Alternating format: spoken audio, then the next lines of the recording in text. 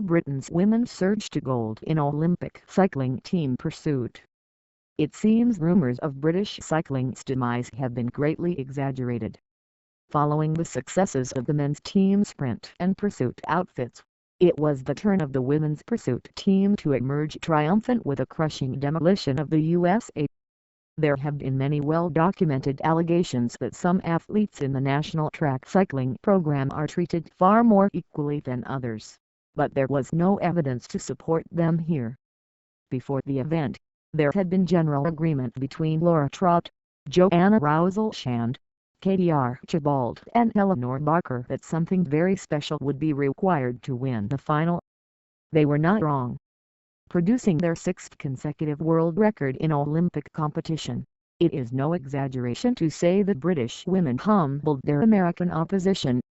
Their winning margin was 2.218 SEC and they stopped the clock at an astonishing for minimum 10.236 SEC.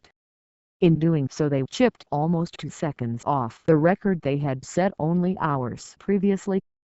Team GB and Sir Bradley Wiggins win Olympic gold in men's team pursuit.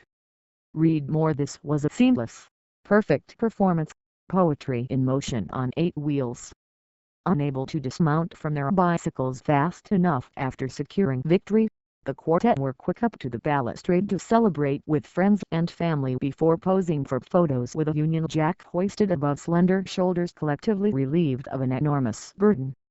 For Trott, now Great Britain's most decorated female Olympian in terms of gold medals won, it was a third gold to add to the 4 her boyfriend, Jason Kenney, has contributed to the household.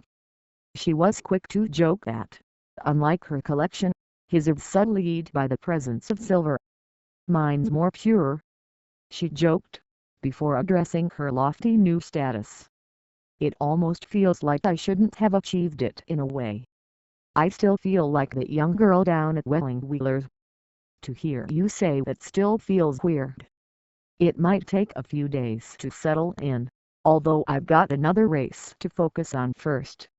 You try not to think about it coming into a race, but people are messaging me on Twitter. People are writing articles about it. And I just thought, well, it would be a really nice achievement if I could do that. With Trott and Rousel-Shand the survivors from London 2012, these were maiden Olympic golds for their teammates Archibald and Barker.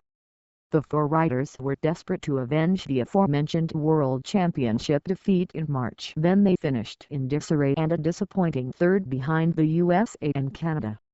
In the build-up to Rio, the defending champions had denied talk that a team once perceived as being invincible were now eminently beatable. "I don't necessarily think we're the underdogs, but I don't think it's ours to lose anymore, which it might have been a couple of years ago," said Barker, who it seems could scarcely have been more wrong. It was Canada who ended up on the bottom step of the podium here, thrashing New Zealand by a little under 4 seconds in the warm-up for the evening's main event.